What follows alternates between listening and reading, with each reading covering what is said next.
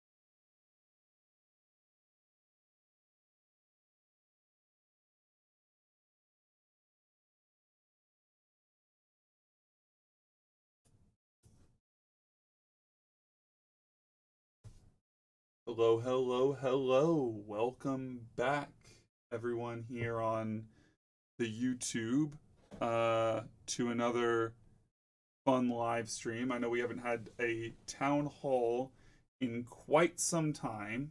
We've been hard at work in the background doing new stuff for the new year and preparing for some wonderful, magical events coming forward. So, we are joined today by a legacy representative and one of the other members of the council for the museum project, Marshall. Hello, Marshall. Hello. And today we have a new guest, someone from over on Twitch, the Leftist Owl. Say hi. Hello. The Leftist Owl, or Owl, as I will probably end up calling you because I use gamer tags and shorts of gamer tags. Is there anything specific you would like the audience to refer to you as during this time? They them is fine. I meant name wise, my dude. Oh, name wise, just like Al is fine. Okay, cool. And I'm just gonna let everyone on the page following us know that we have gone live because for some reason the bot did not send out the automatic notification on that. On a different.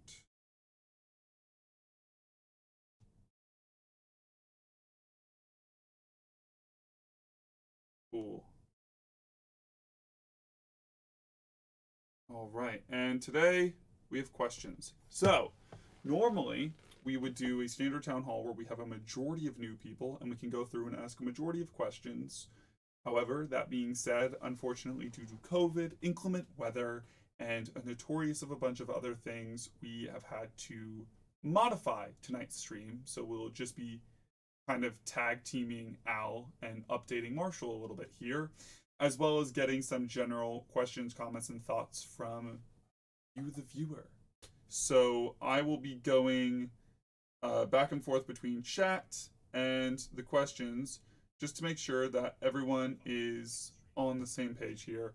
And why is it not showing me chat? It is not showing me the chat at all. There it goes. Cool.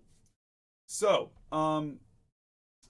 right out of the gate, it has been a year, and some things have been met, some things have not been met. First of all, the Discord, which we've been promising everyone, especially on the Facebook page, everyone's been yelling at us about that for so long. Finally, public as of today. We are launching it. It's kind of a travesty of a Discord. But people can give suggestions, they can give comments. Make sure you read the rules or you won't be able to do anything. However, we're hoping to make it a good open place for people to not only discuss about the museum project itself, but also just talk amongst each other and hopefully bring the community closer together as a whole for those of you who use Discord, that is. Other than that, the website is still in slight delay. We had hoped to launch it tonight, but due to inclement weather, the location where the server is, or the computer with, the main access to the website, does not have power, so we could not update it onto the World Wide Web just yet. Other than that, I'm actually going to put my glasses on because, I am having trouble today. Other than that, I guess we should just get right into it. Owl, should we pop off with, which do you want to do first? Would you like me to ask you some questions about the general subject of the museum, or would you like me to give the spiel about the general project at hand? I'm not really sure. All right, well, I guess probably best then to start off with the standard questions. So, obviously, as in our title, in our name, the Museum of LGBTQ, because our friend in Canada will get on us about that. Culture and history. So let's start off with history first. What is the history to you, and why is it important? The history of the community specifically. I'm sorry, say that again? Like with culture and history. So like the history of the queer community, or the longer acronym if you will, LGBTQ. What would that history mean to you? And like what is it to you? Why is it important? What is it about? I mean, it's important so we know what we can look for in society to push back on when it arises. We have all these, common talking points against LGBTQ people throughout history. And we can basically use the information we have to sort of establish that,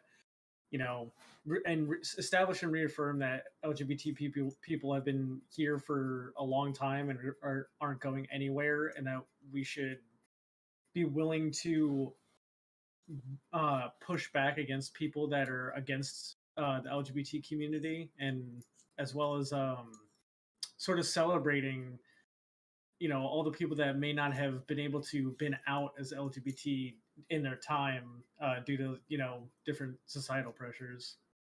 All right. Marshall, do you have anything to add to that? I mean, basically we're looking, I'm assuming, at just within the US. So really kind of that concept of two-spirit, which is a new term that actually relates to beliefs that have gone back centuries before any of us ever got here. As well as, I think it's also great to be able to spotlight a variety of folks that have been pioneers who we all are standing on the shoulders of.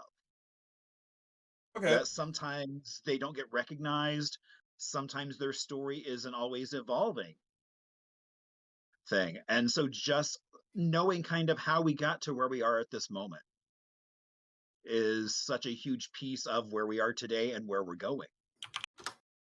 All right, that's a very well put, valid answer. Just to add to that, because some people in chat might not know, we as an organization, while we primarily focus on working with groups in the US in terms of immediate physical foundations like schools and education, and especially social work or things like that, because we are located in the US. As a historical organization and an educational organization, we do try and focus a little bit on not just the various continents of the US itself. Like, we try and focus a little bit on the community and the culture outside of the US as best as we can. We've had guests on from Canada and from various regions in Europe, and we're always expanding our team to try and track some of that information as best as we can with our limited resources and team members. But I think this is a very good touch on the base concept of what we're trying to accomplish in terms of just history and culture. You can see with America itself, we have Al from the East Coast and Marshall from the West Coast, and we talk. You've mentioned already Two Spirit and some other things that would be found in various time periods and different interpretations or levels of an understanding based on where you are, what knowledge you have, etc., etc. Just going off of that, let's see. So I guess that we can kind of skip the culture aspect because I don't, unless Al, you have anything specific to say in terms of how the culture of the community may differ from a standard understanding, something you see in the media, or why you feel that word would be a distinct and unique description or differential rather than just saying history museum, saying history and culture. Is there anything you'd like to add, or do you think that's pretty well understood based on what you've previously said? No, I don't think I can add anything to that. Okay. Well, just going off of that, then I guess. So the museum itself, or the overall project, the goal, at least, is to establish a more large-scale function where the LGBT community isn't necessarily on the back burner or there as a extra addition. You see this a lot with a lot of the common museums today. Should they decide to present, usually it's its own thing, but it's part of another larger exhibit, or it's a smaller section or something in the corner, which, no fault to them, that's not necessarily the goal of that museum or what they're trying to capture, especially if you're at something like a maritime museum or a military museum or a hospital museum, medical, different things. So we're trying to gather the history, gather the different acronyms, different flags in the community, which is how we refer to most of the terminologies, such as gay, lesbian, transgender, or things like omni or pansexual and stuff like that. We usually call them flags since the terms deviate between sexualities, genders, identities, or physical traits with something like intersex. So it is a wide spectrum. And we'd like to establish and capture that history in a larger physical and online facility, as you would see with some of the newer museums in DC, like the Bible Museum or the African American Museum, even. The goal really is to do this just in the Virginia, DC area, as that right now looks to be the easiest in terms of timing. Like, we don't want it to be too long of a project. I'd personally like to see it done within my lifetime. There's a lot of, government openings, fields, like literal fields, I mean, and things for that. But it could be anywhere. Could be anywhere in the continental US, at least, given climates of states, regions. So I guess that would bring into my next question, which would go into why you might think something like this as a facility would be necessarily important, or given the climate of the world today, education, classes, different subjects, political leaders, why you think that this might be valid or something that we should do, or you may think the opposite. You may think we shouldn't do this, and this is a waste of focus, and we should be focusing better in a different path. So definitely open floor for that, for discussion, and following up some, if we do this, which we intend to, some obstacles, or what you think might be the biggest obstacles we face. So let's start off with the first question, why you think that this might be or not be important as a project. I mean, like I said, it's important to look back into history and to sort of establish, things done wrong, and to reflect on past behaviors. I don't think that I think that having a museum like this is similar to the Museum of African culture, African American culture. I don't know the specific name, but it's important to sort of connect with one's culture and basically see throughout history how all these things have affected people, and be sort of proud in being a part of that culture, and being able to celebrate that, rather than having it relegated to academia and just basically having that information all become sort of centralized within a public place that people can go to and be informed. All right. So go to and be informed, read up about the history, things like that. That leads us over definitely into a lot of the other questions we had, which chat, just recapping, we did intend to have some other people on. So if anyone would like to bounce off of some of these questions in chat, if you think you have another piece of note, another piece of advice, an idea or a question, put that in there and we will probably most likely address that. But just going off of that, what do you think what to you would be probably the most important things to keep in mind when focusing on the broad history of the community as a whole? In our previous streams, we've talked about the differences between the differences in age groups, regions, demographics, as Marshall mentioned earlier, with regional culture and history. So someone who's considered gay in Virginia might have knowledge of a different type of history than someone in Texas, for instance. What do you think are some of the obstacles we So I might got a face? response from Vosh. Oh, you got one from him? Yeah, he's apparently he didn't know it was still going on today. Oh no. Well, he can join whenever. We're just doing the general questions, which he's already answered in the previous stream. Okay, cool. He asked if it was being streamed on Twitch, so I assured him that it's not. It is not. We are only on YouTube. We do not have a Twitch. Though, plugging my Twitch, if you go to the Discord, you'll see my personal Twitch. So if I'm live, you'll be able to ask me questions about it there. Same with the leftist Al, who is on Twitch and Twitter. And then, Marshall, you're on... I'm on Twitch as well. You're also on Twitch. Indeed. But yeah, so for you, what do you think some important things would be to keep in mind specifically when trying to consider all of the flags? I imagine you'll probably have something to say in relation to knowledge, given the previous Twitter fire in regards to neopronouns. I'm sorry, say that again? Well, what do you think would be something important to keep in mind when trying to capture all of this history in the museum in terms of flags? Do you think there's a particular flag that's more important than the others? Do you think there's a particular thing that's more important given the times? Or do you think there's a particular thing that should be highlighted overall as a common theme amongst the community as a whole?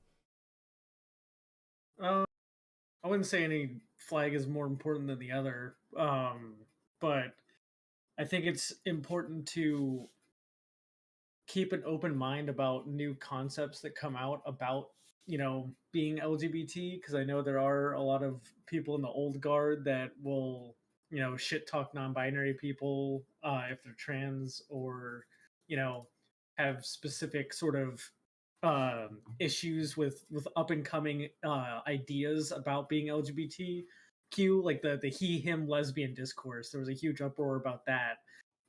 So I think it's just important to keep an open mind when these sort of new ideas come into the space, and not just reject them out of some knee-jerk reaction. Bosh, do you have anything to add based on that? I don't know how much you heard of what he just said. I heard the last 6 seconds or so, so pretty tough for me to weigh in with that. I apologize. I misrecorded the date for this. I recorded it as the 28th, not the 18th. Oh, you should have pinged me in the Discord server. I feel like a goofball. How much have I missed? Hello, how are you all doing? You haven't. We're doing good. It's always a pleasure to see you. And due to extraneous circumstances with weather and such, some of the other guests also had to leave, so it is just the four of us today. You haven't really missed that much. I've mostly just been giving Owl the general gist of questions that you got during our last stream in terms of opinions on the culture and history as a term. Why do we distinct those between history and culture? What is each to you? Different flags, different things of note. What he was talking about specifically now was I was asking him questions about the different aspects of the community and things he thinks it's important for us to keep in mind, given that we are trying to touch on different levels of history through time, and history progresses each and every day. And he had mentioned a lot of the stuff that you guys were talking about rather recently, I believe, with like he, him, lesbians, or neo pronouns. That was a big discourse. That was actually something I noted I wanted you to. I was gonna ask you this same question again because of the whole discourse with neo pronouns and some of the other members of our colleagues. I believe Doe was going through something on Twitter a little bit. I don't want to name names or call anyone out. I'm just trying to refresh your memory a little bit. No, I recall. Yeah, the difficulty with doing something like this is that a museum is something which, contains the past, but the LGBTQ movement is such a temporal thing. It's updating constantly, and terminology that was used like 5 years ago is now like kind of out of date. For example, like the pink brain, blue brain, trans sort of analogy for describing, like male brain, female body, or vice versa, or whatever. That was really popular, not that long ago. And now it is very much not.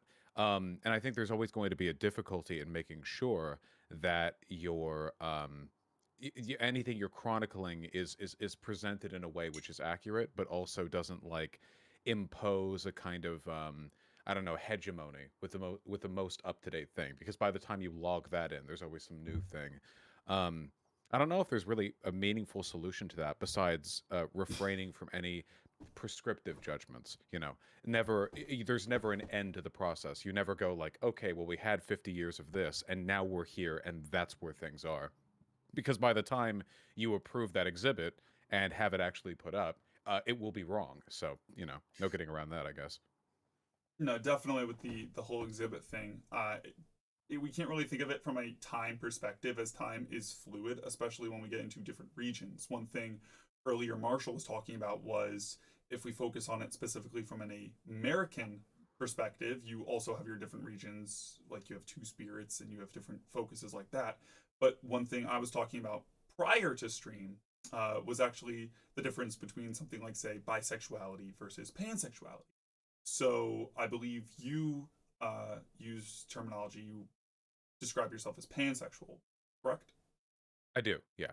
Well, so let's say someone who describes themselves as bisexual, they might use the same definition, because when it comes down to it, there are textbook definitions of the words which haven't really changed much, even though we may use them differently, and that may has changed, like he, him, lesbians, for example. I don't want to pinpoint that one specifically, but someone who's bisexual might describe themselves on paper in the same way you would, and the same way the definition for pansexual would be. And that's something we do have to keep in mind as being fluid, as different terms come up in different regions, especially with other regions talking about gay people in a more romantic perspective instead of a sexual one, or things like that. Though with what you were saying first, with how things always change, especially as things get more complex and more in depth, personally, I am an advocate of the philosophy of being less descriptive is valuable for beginners. And I'm not describing that correctly. You described this in a previous stream, I believe, when you were talking with someone. I think you did a much better job of it. Essentially what I mean is, like, when you're in high school, you learn, well, the mitochondria is the powerhouse of the cell. And then you get to college and learn that the mitochondria is made up of a city the size of New York as a state. And the powerhouse of the cell is in a corner that's not even technically a part of the mitochondria, but like when you're 15, you can't really keep track of all that.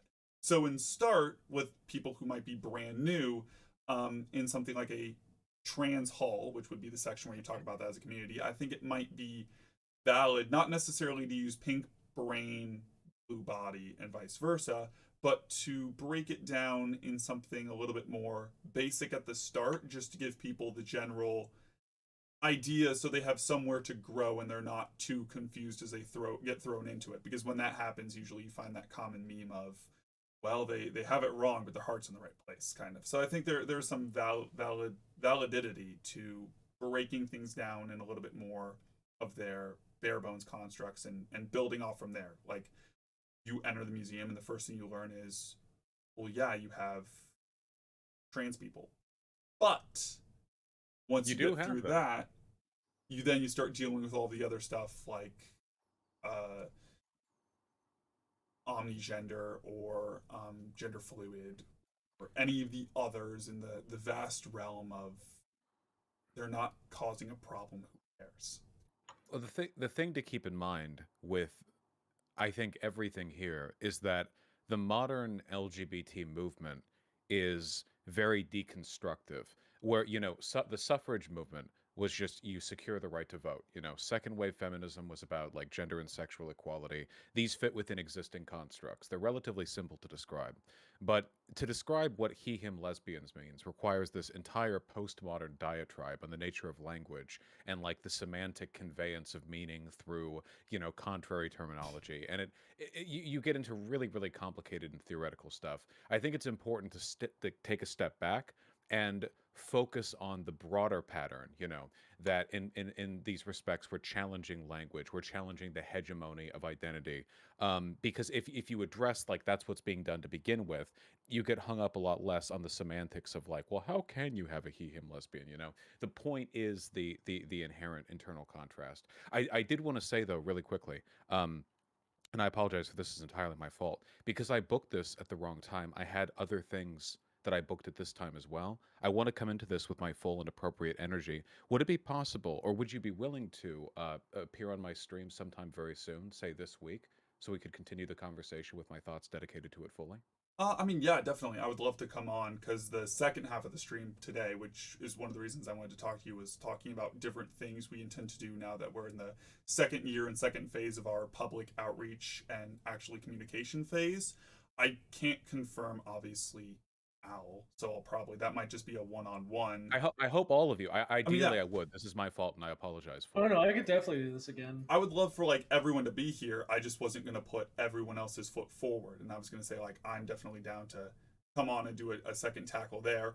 Today, what we might do then, if we all can confirm that, would be today I'll just go through the generic basic questions with Al, specifically some of the ones you've already done, which would be a nice recap anyway for everyone involved since we haven't streamed in some time.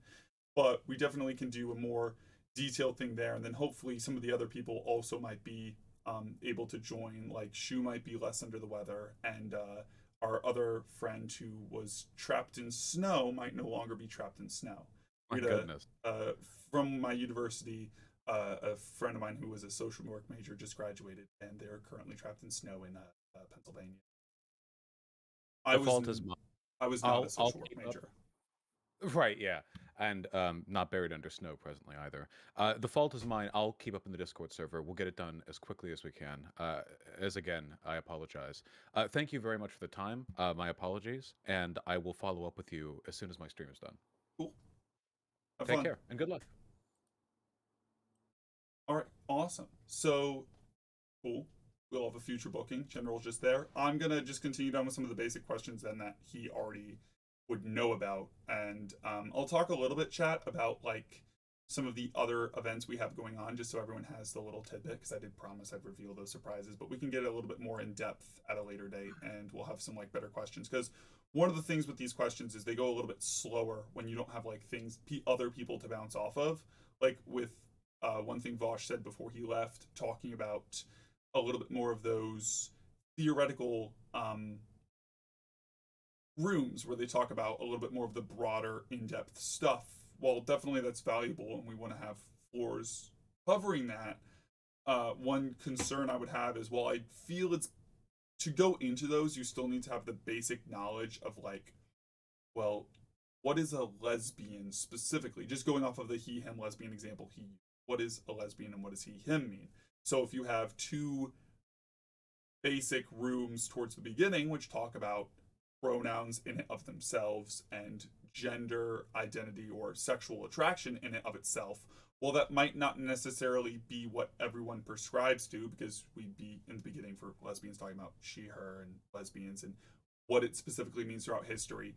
I don't necessarily see that being, I see that being a plus, as a basic, getting that basic fundamental understanding of what you're working into, And then once you have that there, you can start learning about how, well, there are other ways to tackle it, and there are other ways to go about it, and there are other ways to look in a broader perspective, if that makes sense. And that's something that I felt like both of you might have been able to talk about a little bit, given Marshall being from one of those previous generations that might have an issue with some of the future stuff they're hearing about today, and Al being of a different, possibly, perspective. Yeah, I think what Vosh said was, Al, you was were muted, pretty... I believe. Hold on.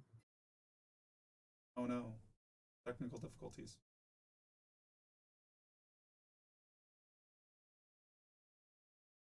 Hello? Hello. Wait, is Okay. everyone muted? Is that on my end? Oh, it might be on you're- your. Hold on a Yeah, sec. you might... No, that was on Yeah. Oh, my did you end. mute us? No, I can hear you now. Okay, cool. Okay. OBS decided to reroute my audio not through my headset and straight through OBS. Great. I think what Vosh said was pretty spot on. Is in that the LGBT movement is sort of temporal and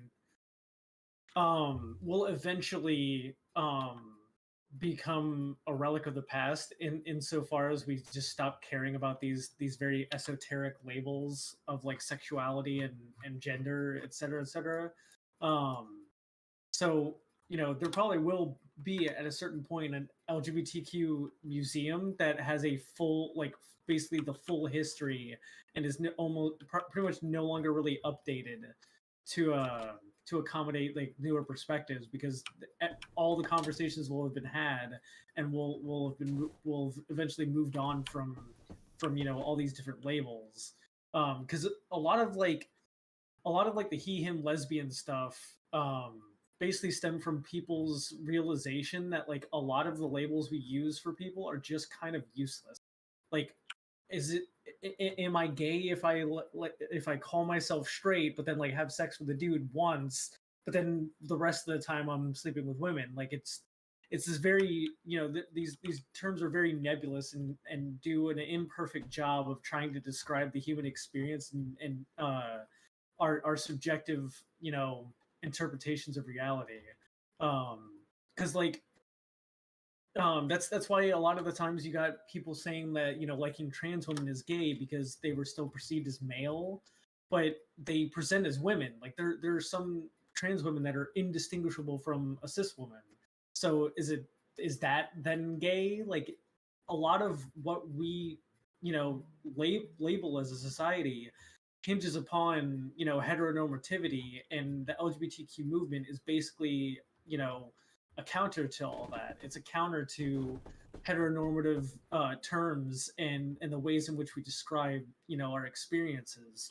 And so I think one day the LGBTQ movement will just be the norm, and we'll just be accepting of people and not even care about these labels. Just to clarify before Marshall weighs in, I just wanted to clarify what you meant because of the wording earlier when you were talking about trans people and how, like, well, someone who might be not a TERF but akin to someone who doesn't completely respect the general understanding, and they of a trans woman comes up, they would say, as a TERF or someone who doesn't completely respect the full ideology, that is a guy liking that trans woman would be gay because they used to be more physically aligned with what would be traditionally a male, assuming they haven't completely had surgery, or even if they have, if you're just a TERF and you don't believe it.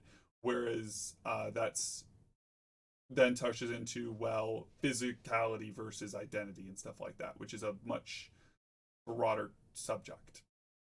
Yeah, I'm basically pointing out like the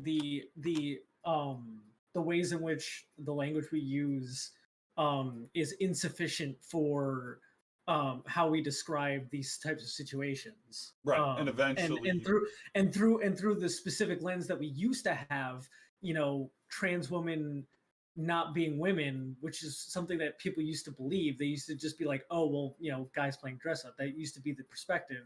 right? Through that lens, oh well, then you're gay if you like trans women. But is that really the case when a trans woman is indistinguishable Is a woman. from a cis woman? So it's an insufficient labeling of these sort of experiences and how people experience sexuality. And Marshall, did you have anything you want to weigh in on that? I know we started talking about like gender abolition, which is a more newer construct. Well, I mean, I think it's like when you look at pinpoints of time, trying to assess a new name on someone in the past who never had the opportunity, did not have access to that language, can be kind of a sticky wicket. And I think there's also just allowing for people to have their own personal differences in terms of what does a term mean. Right. With I mean, because it's like, I mean, your definition of something might be different than my definition, and not either of them are wrong. I mean, I know when we did the one Discord where we had a variety of folks, like Miss Millie and Monica on, people started flipping out because someone referred to someone as a tranny. for context, And I remember, just giving and I out remember that context, it was, they're older people. right. And it's like, and and it's like, and as language changes, it's like allowing for those differences, um, and accepting that people may have a different term for different things. I mean, like so many folks jumped on that word tranny, just like I would say the word queer. You have so many, it's a very divisive thing. And that doesn't mean that either side is right or wrong. It's just a personal choice. Recently had a friend who, because of where he's working, um, I will out him as a trans man, and working with a lot of folks who probably are very right wing, and some folks in the cohort group that he's working with. There's a gay man and a lesbian who started correcting people when they were using his pronouns, saying, "Oh, oh no, you have to refer to him as he." And he was like, I'd rather you leave that up to me. That's my battle to fight, whether I want to go down that path, because these people may be able to protect me at some point. And by outing me now and creating an air of distrust in terms of how I present myself might be an issue. Okay, Mm-hmm. that in and of itself is actually a very interesting topic of discussion. It was a very interesting discussion, and it was kind of like, it goes back to outing. I mean, it's like here you have two people who thought they were doing, I mean, basically saying, "Oh, here are the terms that he uses." When it's like, well, you're actually outing someone Depending on by how doing the right thing. You're outing someone, which is not your right. depending on how far they are and how they're presenting at the time. I know some people present at different jobs than they do at others. Like there's the classic going off to school and school far away. You present with your name and your stuff at school, whereas at home you haven't quite done it there yet. So that makes a little bit of a tidbit. Um, no, definitely. I think definitely tackling it as different eras and different. That's the best way to do it, especially when you're talking about history, where someone who's Greek, like I said, you might use gay, but you don't know. Especially when you get into the difference between sexuality and romanticality. And then talking about what Vosh and Al said, where you talk with future norms and future discussion, where eventually, assuming everyone is some form of gender abolition, I don't know, I'm not going to prescribe that belief on everyone, but eventually we'll get to the point where it doesn't necessarily matter, and it all is basically just a thing of the past. That is ultimately what we are touching on. We're touching on past definitions, past perspectives, and trying to build up that understanding of, okay, this is where we are today, this is where some people want us to go, and these are some theoretics. So that's why when we talk about something like bisexuality versus pansexuality, we talk about them as cut basic terms as opposed to talking about them from the theoretics immediately. Eventually you get into the theoretics, and towards the back end of the hall dedicated to bisexuality, you talk about how it can be used in different ways. Once you start going into you'll go into these other halls and learn about other forms of sexuality. I think in terms of romantic attraction, there's an understood like 9 forms among psychologists, which go off of like things, the standard platonic, romantic, and sexual, but then there are also many other forms. which can have cut and dry definitions based on the situation you're in. And obviously, we want to create a ability for people to enter that from a beginner perspective or a more lower level understanding perspective. Because while the museum is a place for definitely people who already are in the community and know what they're talking about, it also is a place for people who are new and haven't quite found their term yet, or people who are trying to be better allies to their children or to friends and such. Any thoughts based on that, Al? You're getting chats. I mean, yeah, you know, I don't really have much to add. All right, so someone from Well, chat. I think language will always be an open debate. I mean, it'll always be evolving. It'll never stop evolving. Fair enough. Okay, so we got two questions. Well, a statement and a question from chat, which I think might be good open discussion. So I'm going to take a break from our questions and do that if everyone's chill. All right, sure. All right, so someone from chat says, right software, wrong hardware. My view on transgender sexually and attraction is in my view is software. I like technological analogies. So I imagine what they're saying from this perspective is that, again, to me seems very, very similar to the pink brain, blue body analogy, right? Software, mentality, wrong hardware, physicality, which, as Vosh was describing, isn't really used too much today. I definitely am a little bit older, so I'm not up to date on why that isn't completely used, though I do have a baseline fundamental understanding, and there are plenty of people on the team who have an understanding based on, like, other forms of gender identity, which would make that not being proper. I just don't know all of them off the top of my head to form a cohesive discussion. Do you have anything to add to that, Al?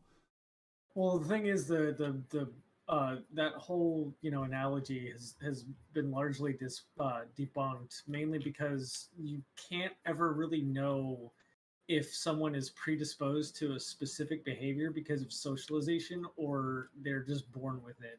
Like, there's no way to pinpoint the origin of that. It's it's the basic, it's the fundamental question behind psychology of nature versus nurture. Right. I don't think it's ever possible to 100% be like, this is because you were socialized or this is because you were born with it. And so a lot of like the those studies that were supposed to be done have been debunked and aren't even really true because you can't pinpoint where someone's behaviors come from, and I think also it sort of leads into it can lead to a transmed sort of thought process where if you're not sort of mismatched with your gender and your sex or whatever, then you aren't trans.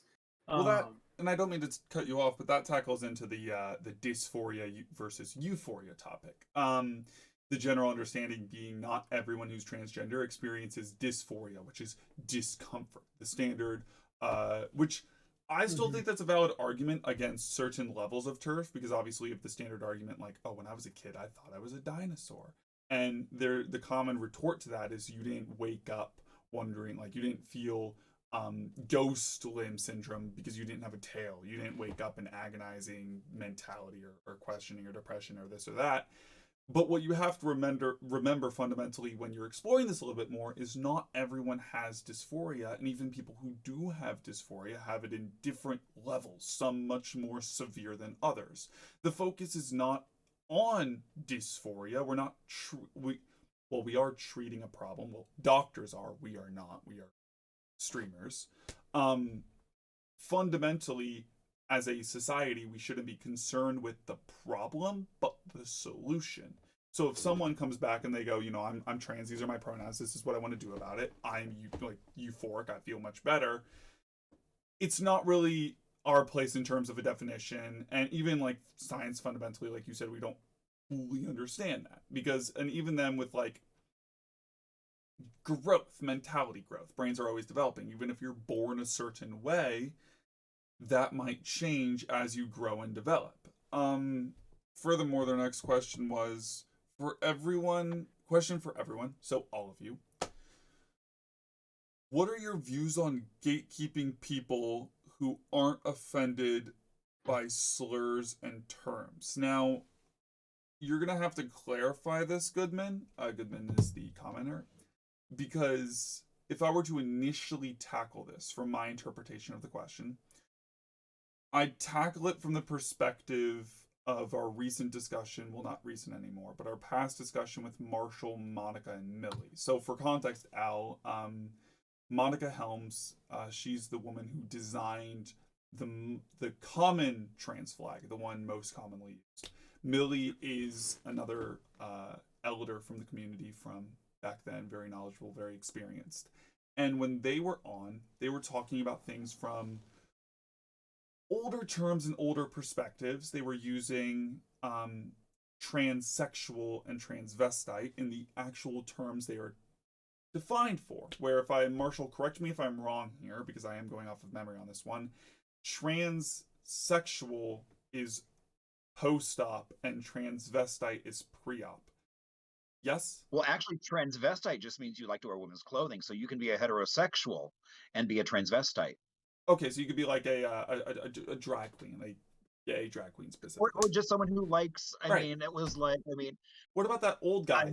The old guy in England, he just wears women's heels and pencil skirts and stuff just because he wants to. He likes it. It feels better. And he's like an 80-year-old businessman. You might like to feel the clothing. I've known folks who were heterosexual that liked to wear like camisoles because they were very silky against their skin. So it was just a preference for those other fabrics. Ed Wood, a famous director. Right. Looking back at Gore. So a transvestite only refers to the outside what you're wearing, the physical what you're wearing. Yes. So, and those terms have specific uses, transvestite, transsexual, based on, as you say, physical appearance, actual appearance. They're not commonly used today. They've taken on the more form of slurs for multiple reasons, one of them being why I'm doing this isn't necessarily any of your business. Have I had the surgery? Have I not had the surgery? Am I actually trans? Am I cis? Am I straight?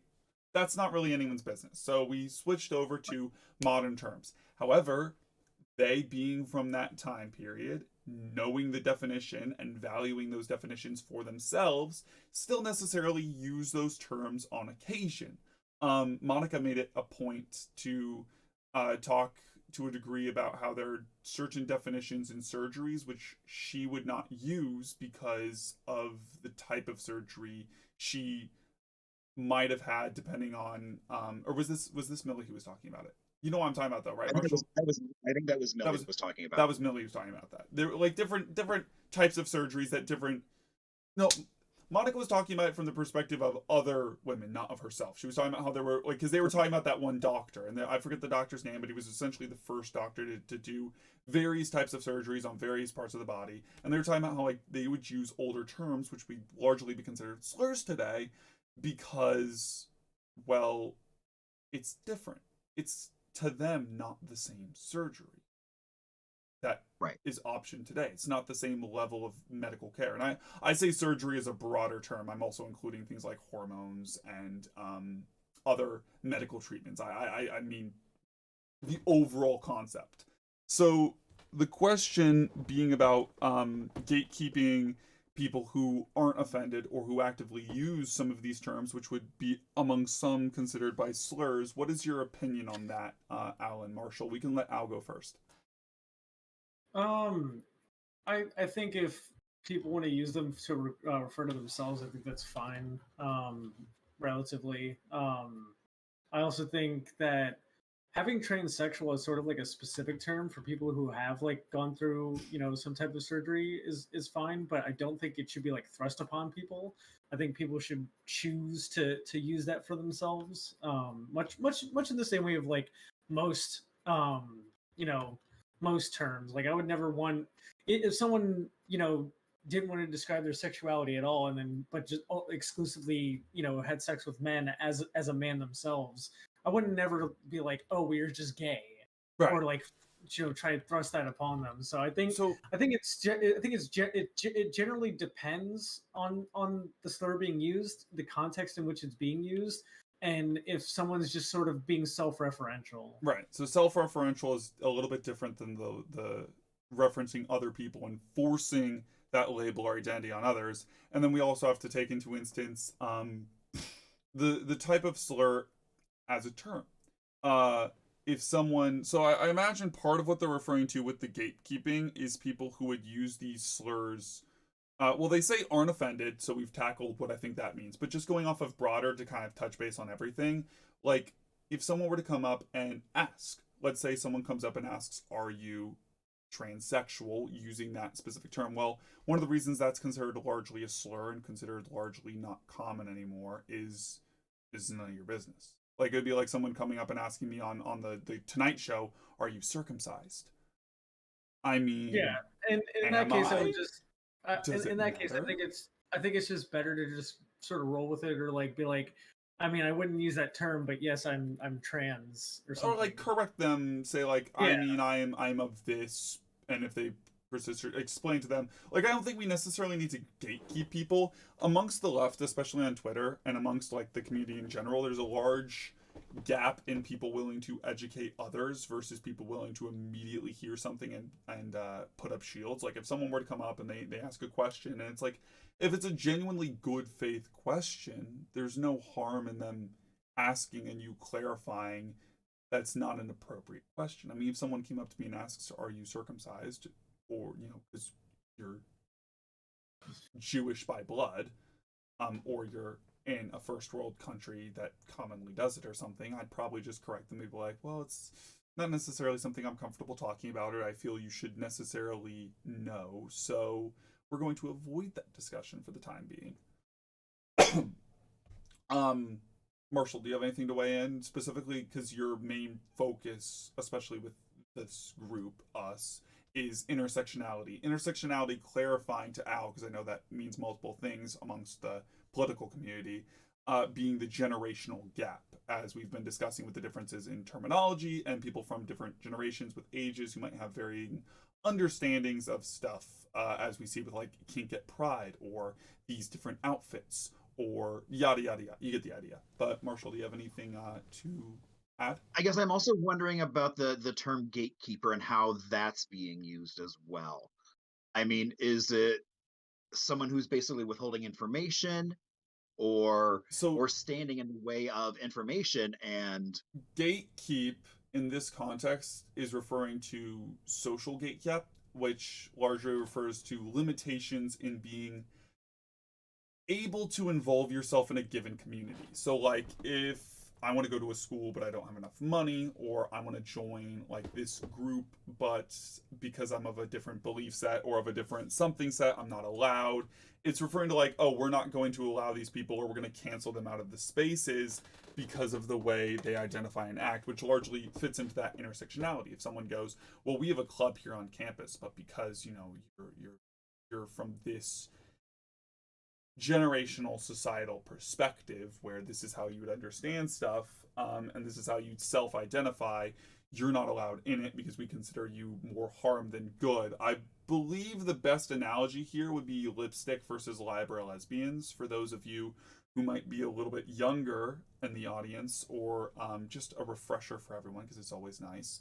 Lipstick and library lesbians was a active movement many years ago where it was two groups fighting over what it means to be a lesbian. Lesbians were presented both in a more femininity, stereotypical femininity position. They would be like, oh, back in the nuclear family, they enjoyed all the classic stereotypes that you thrust upon people. Like, they'd go to culinary school with me specifically, I like to cook, or things like that. And Libra lesbians, or Libra lesbians, as their flag having an axe on it, were much more, I don't know if this is the correct term anymore, but I'll use it anyway because of the story I'm describing here. Stereotypically butch. And Al, you can correct me with the newer term if you would. But basically, that's what it's referring to. So, like, anyone on the lipstick lesbian side would gatekeep anyone on the library lesbian side, not allow them in their spaces, not allow them to hang out, not associate with them, and vice versa. You see this a lot in the political spectrum, too, where you have a lot of, like, leftists who all have their individual bubble understanding of the left, and rather than working together to deal with the more immediate problem, they'll go, because you don't have the broader fundamental understanding of this 10 years from now, we're not going to work together now, because screw you for that. Al, do you think I touched that on pretty well? Yeah.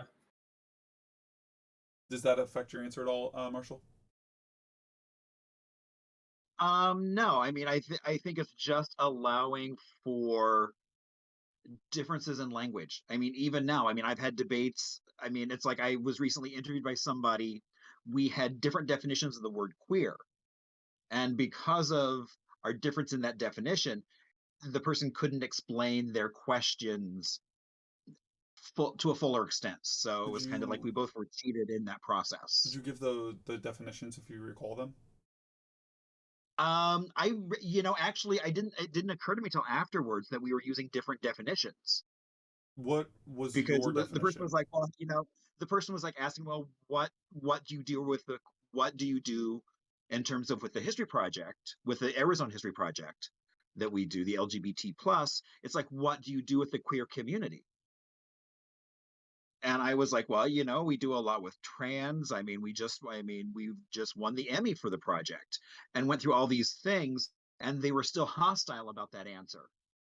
And I realized after we had ended the interview that there must have been a disconnect in terms of just my understanding of where I was coming with the word queer and her understanding of the word or their understanding of the word queer.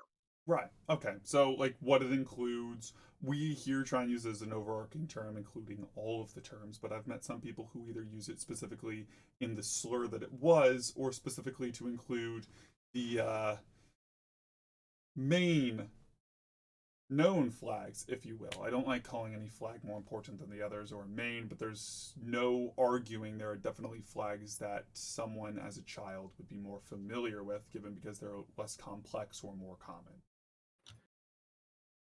And so, and it was also interesting, we also started talking about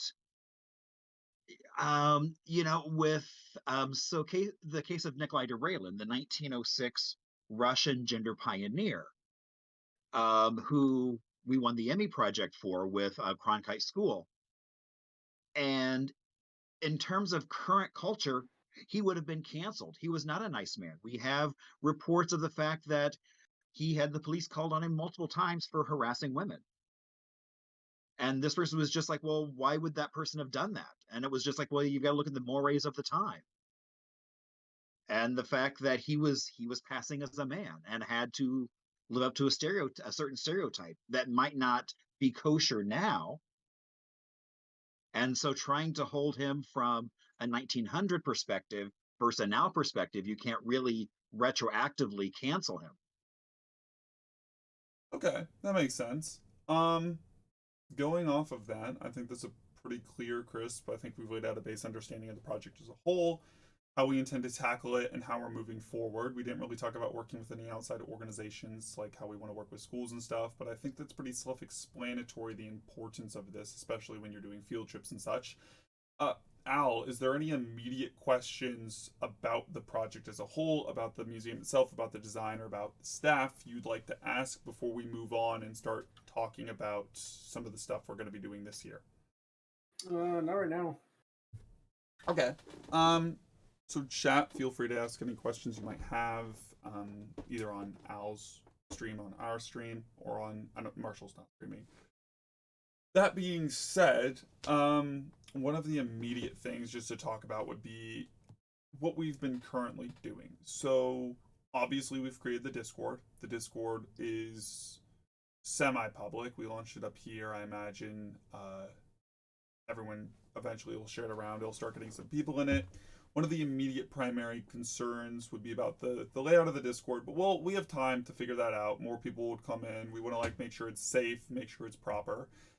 Though that's something I guess we'd probably address more in Vosh's stream as more people come in, especially with someone as a little bit larger like Vosh and the colleagues that he has around his immediate circle. What we've been doing personally, besides these online chats, just to try and get a little bit of engagement as we work on building and designing the project, these pride festivals, which are starting to come back post-COVID, where we set up booths and we talk about history, the design of the museum, specific needs. Usually we'll partner with a local artist, so that way with the local artist we can talk specifically about, like, they can talk about how it helps them, specifically the community and the culture concept. Is there anything that you can think of that you would want to see? Anything specifically you think we should do? Especially when we go to the larger con like Awesome Con, and once we get done with that, I'll talk a little bit about the channel here specifically. Not that I can really think of right now. All right. Just going off of the channel, stuff we would like to do in the future. Obviously, we want to do more panels like this as the need arises, but without getting more newer people, really the conversation just kind of hits a wall at some point, as we see today, which is why we're trying to engage with chat a little bit more, and why we'll be ending a little bit early tonight due to weather and unforeseen circumstances.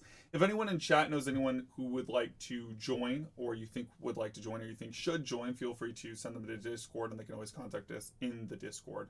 Eventually, as we build more staff and more volunteers and stuff, we'd like to do a university channel here, or a university segment here on the YouTube channel, where we actually tackle each flag specifically in a more in-depth analysis over the course of like a month per flag, kind of giving a little prequel to what you'd be seeing at the actual museum. I do apologize, Al. Obviously this stream has been a little bit shorter and a little bit more lackluster than we'd originally intended for it to be, given Actually, I would like to bring up a topic. Oh, cool. If you'd like to bring up a topic, I'm just looking for somewhere to go. So I just signed on with Arcadia Press to do a LGBTQ book of Phoenix history. And so it's gotten me doing some thinking, some digging, and some poking and prodding. And so recently had a discussion with a family member, not my family, someone else's family. And it was a gentleman who was very foundational and kind of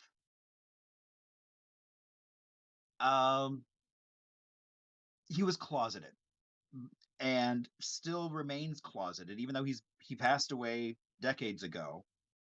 And so there's going to be an interest, and we haven't had the discussion on, can I put him in the book? I mean, I asked the question, and it was like, well, that will be a different discussion. And it's interesting because I was kind of the mind, I was like, oh, well, of course we should put this person in.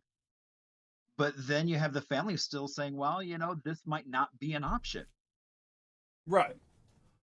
And it's like, and there's an element of understanding that, but also trying to document the history. And this also led to a larger discussion than with a local art museum, in terms of they have artists that they know are LGBTQ, but nothing in their bio or in their body of work leads to that. And so is it then valuable to include that at some point? Is it necessary? I think those are two fundamentally different perspectives. I'll tackle the art one first because it's a lot easier. Obviously, being queer and being a member of the queer community and the queer culture has nothing to do with your work as a fundamental craftsman. So if it is in their wishes to be included, or it is not in their wishes to be not outed because they are already out, I see no conflict of interest including their works, because someone who is of that orientation, it really doesn't affect their ability to function in their given craft, which is the standard argument. As for the other one with the man who has not come out, obviously they can't anymore. They don't get a say in this. This leads me to a very similar analogy. So in the trans community, in many states, in most states, in pretty much all states, and Al, correct me if I'm wrong with all states on this, but usually, not even just trans people, in general, when you change your name legally, you have to let it be reported in the newspaper. After you go to court and after you leave court, once your name has been legally changed within X number of days, it has to be reported in the local newspaper. Obviously, there are two perspectives of this. One, it's a newspaper. It's a small newspaper. It's a back section. No one reads it. No one cares. Two, some people want to go ghost. Some people don't want this to be outed. Some people don't want this to be known. You have to change your name, not in where you're living, but in where you were born, especially when it comes to gender and other things like that. So if my family doesn't know and I'm living here and I'm changing my name, I don't want them conflict of interest. The reason that this was made, because this is not for trans people, this is universal, this is everyone. The reason this was made is because back in the day, eons ago, in the Wild Wild West, people used to change their name to get out of debts, get out of things they owed. You didn't have cameras, you didn't have surveillance, you could escape a bank, you could rob a bank, people were announcing their names, they were wearing masks, like, there wasn't a lot of accountability. So changing your name was a way to start a new life pretty easily and avoid a lot of stuff, which is why they say when you do it, has to be announced to the public so there is a public trace. Now, with trans people, because they understand the conflict of interest and possibly safety, they give you the option to request an appeal for this. You can request a waiver. Usually it doesn't get granted depending on the area. It really comes down to inner city politics and like which way they lean. But that is something to take into account. So my best advice or my personal recommendation using that analogy would be to use an alias. If you're going to talk about this person and this person's experience, there's no reason to out them, and I feel outing them might be a conflict of interest in the history you're trying to capture, because the whole point of the history is the history of someone who could not come out, from my limited understanding and limited knowledge. So using an alias might better both be valuable to the story and the overall privacy of the family, because obviously there are some people in the family who know because it's come to your attention, but there might be others in the family or friends of friends who don't know, and this could very well be a way for them to find out, which we wouldn't want to do necessarily. Al, do you have anything to add to that? It'll be very interesting. I look forward to that discussion. I think it'll be very interesting, and it's just one of those things where it's like, wow, so how many other folks are kind of cloaked or stealth that we will never know about?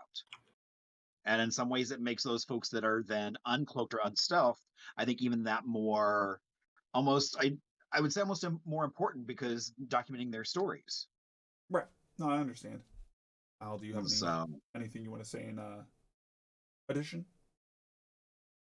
I don't know, because like, who the fuck reads a newspaper anymore?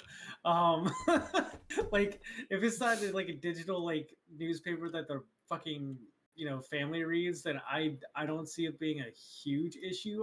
I get the argument, and I think having less resources of outing trans people is relatively a good thing. But who the fuck reads a newspaper anymore? No one. No newspaper anymore. No, I understand, but also going off of that, just the book thing as well, outing versus not outing someone who is no longer with us. Right. Versus using an alias and just calling it a day. It'll be an interesting discussion. I mean, I'm looking forward to that opportunity to have that discussion and see where it falls. I don't know where it's going to fall. I think it depends, because like, I think it would very much depend on the source of that information. Because if it's already public knowledge, then I don't think you're really outing them, really. Well, certain public. Well, what we're saying, this is Marshall, this is a moment of talking past each other a little bit, just because like there's the difference between, in this context, we're referring to certain public as in like a select group of family or select group of friends who have told you, under my assumption. This isn't like, oh, it was put in a newspaper and everyone knows, or this isn't like someone archaeologist. Okay, so if it's not someone that's a public figure that hasn't been outed outed through like family members and stuff. Someone like Freddie Mercury never really, at least as far as I'm aware, never came out of his own volition. It was mainly secondhand accounts that we found out that he was gay, and that is kind of shitty. I don't think even if he is already dead, I don't think we should set a precedent of doing that. Um, but if it's someone that isn't necessarily well known for being LGBT, I think it's a little trickier. Even if they have passed, I think it's just better to just leave it as it is and just write a book about them. Don't mention that they're LGBT. Or use an alias if it's in a short story. Like if this is we're doing a story overall about the history and about these different things, and here this different group of people, this bar, this restaurant, this that, and you happen to bring them up as an addition, be like, oh, and there was this person. We're not going to reveal their name. We're going to use this name instead. They never came out, and we don't feel it is our place to make that call for them, as it, that would be contradictory to their wishes from our understanding, because we don't know. So no, I definitely see the validity of that point. And then just building off the Freddie Mercury, yeah, no, it was definitely, there was a lot of accounts of like people who he was with just going to the tabloids when as you see with the movie Queen, when stuff went bad, people would be like, okay, relationships would break off and this and that, and that's when eventually like he was forced to state something about it. Or like Little Nas, or no, not Little Nas, Little, is it X? Who's the rapper who? Lil Nas X? Yeah, okay, it is him. Little Nas X is a great example. So Little Nas X is a rapper, and like everyone on the obvious community, I'm not going to say which one because I'm not trying to be political, but everyone knows who's doing this, is giving him a hard time. And he was just up there in the beginning singing his rap, doing generic stuff. No one cared. Other people have done raps about drugs that like middle schoolers have listened to. No one cares. He wasn't even doing that. He was doing classic old school rap about helping the community and helping people. And a group forced him to come out and use that to like try and cancel him. It was obvious which side and which association group would have done this. Comes and they forced like all stuff about him. And rather than let this get him, which obviously this is a really shitty thing to have happen, he took it by the reins and started making music about like it's okay to be of this association. It's okay to be gay, of a different religion that might not be the majority religion, yada yada yada. And a lot of people on our side obviously appreciate this and find this amazing and give him a lot of support. But a lot of people on the other side still are trying to tackle him for it. And on the one hand, it's like, it's great that he's out because of all the good he's doing for the community. For not even just the queer community, but like different religions and stuff as well. All of the good of like, it's okay to not follow the norm. But how it happened is really, really shitty. And I would have much rather that he was still closeted today than not be closeted. And if I was doing a documentary, even with it now being common knowledge, I'd still feel I should get permission before I start addressing different things and throwing out words like gay, bi, or gender or sexual orientation and things like that. I feel like it's one of those things where it's not really my place. Obviously, it's a slightly different story given your situation, Marshall, because obviously we know the orientation of this person. They just never came out to a lot of people. So it would probably still be in best interest, though, to use an alias and keep it brief. Maybe change, like, not pinpoint a direct area where they were from. Someone from Arizona, because this is the Arizona book, but we're not going to say which town or which city. Just narrow it down just a little bit. Less narrow, I mean. Broader. Broaden it a little bit. I am tired. Well, it'll be a very interesting discussion that I think also kind of plays into just the fact with a museum having to do that exact same thing. There will be people who may still be like a gray silhouette, and here's a generic story, but it's an important story. Right. So... And going back to the newspaper thing, newspaper equates to public record. A lot of people will see someone in Goodman did another comment, so I'm just following up on that. Like it can translate a lot to broader public record. There's a great book I really like. It's hold on a sec. I'll be right back. Wouldn't changing your name be public record anyways because you have to go through the courts? Depending on the state. Some states the records are sealed or you have to request access to them.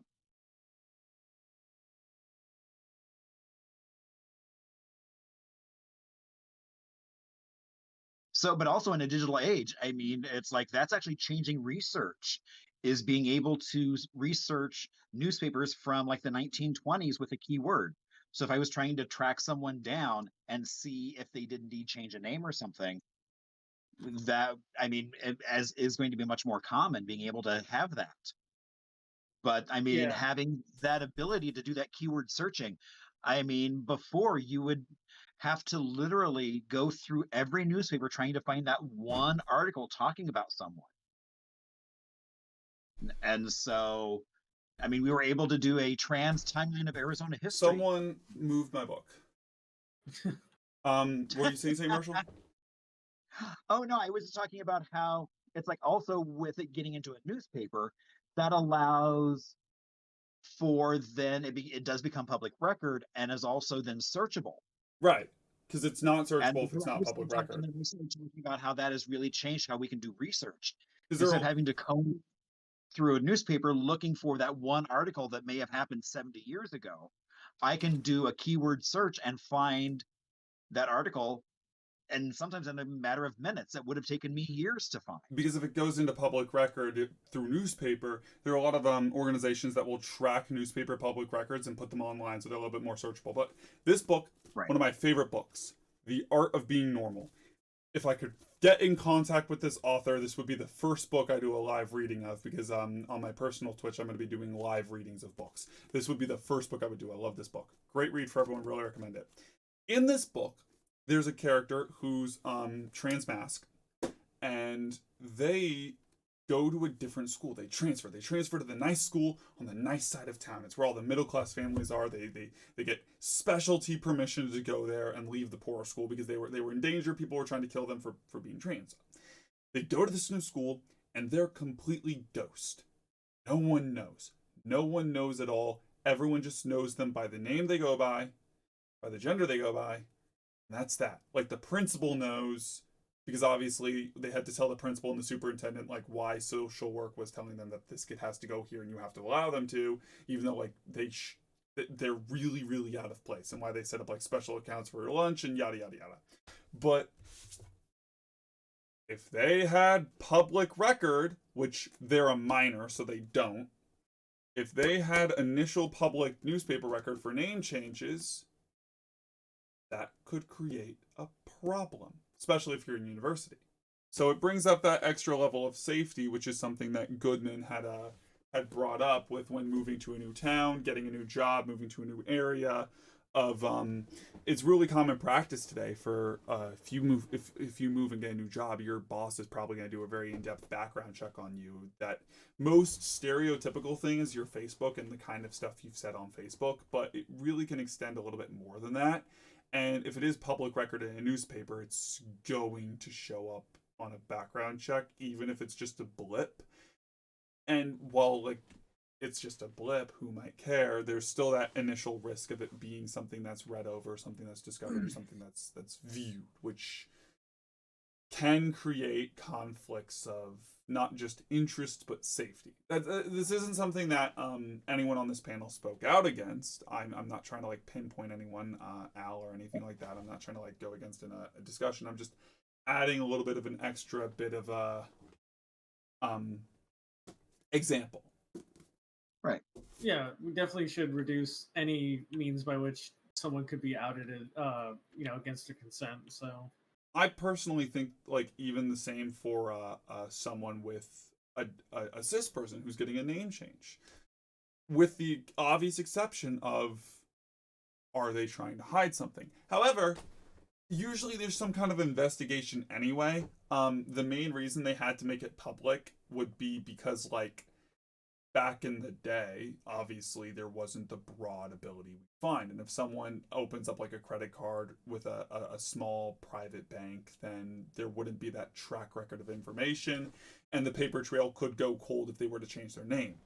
In today's world of technology, that's not true. Even if you change your name, the only like that's still going to be discovered. Your record, your tax, your credit, your phone. The only protection you have from not having that made public would be if I want to move to a new city and I'm trying to avoid a stalker or an ex or an abusive family or something like that, or I just want to start a new life. I want to start over. like your financial records and everything, they're all going to stay the same with today's newer technology and everything we have now. You're not going to be able to just run away. The only thing you're running away from is social dilemmas, I guess, social situations. Yeah, if you the name change should be documented, but it should be at least protected to the point where not just random Joe Schmo can access them. Right. Like, unless you have a specific, because obviously, like, if you have a specific reason to find someone and you go to the police and you give like a good enough, valid enough reason you're trying to find this person, they'll be able to go up to the court database anyway, and it's going to be there. Like, you'll know. This isn't, we don't need individuals doing work. Not everyone's a bounty hunter or a private eye, and even then with bounty hunters and private eyes, they still have access to court subpoenas, which solve that problem. So, is there any other tidbits or things people want to go over today? I mean, we have been streaming for a little bit. It wasn't the initial goal we had, but obviously we have a smaller note of discussion. I'm just gonna, well, you guys think if you have anything, I'm gonna look over the questions one more time, see if there's anything I'd like to ask Al that we might have not. I don't have anything.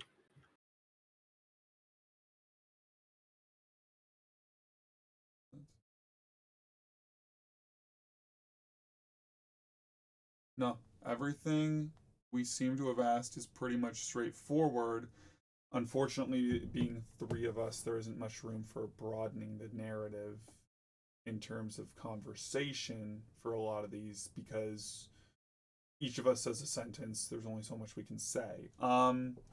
Chat doesn't have anything more, so unless chat has any more questions, I think we should be mostly good.